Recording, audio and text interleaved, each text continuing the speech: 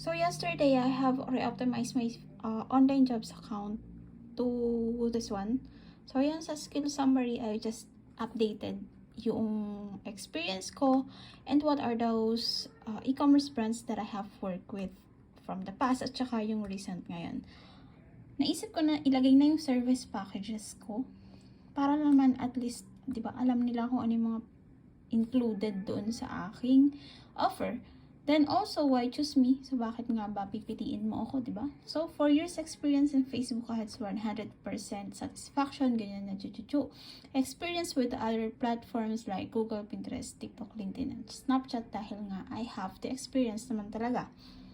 So, yan, sabi ko, ilagay ko na rin yung email ko and also my landing page or yung website ko mismo.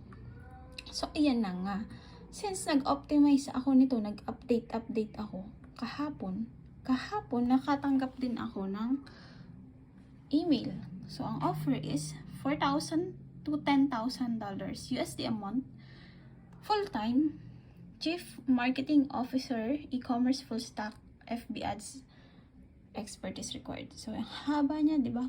Ang kaso mo, okay na sana eh. Ang kaso, nakalagay dito, available 7 days a week and willing to work around 200 to 250 hours per month. And, kung i-compute mo yun, so kung 250, divide natin sa 22 to, di ba lang, 250 divide natin sa 30 days. Ay, teka nga, ba't ganito yung aking calculator? Divide 30 days. $8 lang yung per hour niya. Tapos, ano pa, ano yun? 200. Grabe naman yun. So, hindi ko na siya nireplyan. Pero kayo, kung trip nyo guys, sa mga nanonood dito sa aking video, ito yung email niya. So, nakalagay dito, frankguard@outlook.de. DE is from Germany. So, taga-Germany itong nag-hire nito. So, anyone here na may experience sa FB ads, Gora, if you think goods naman to. Ako kasi may multiple clients eh, kaya ayoko ng ganito na gusto nilang sila lang.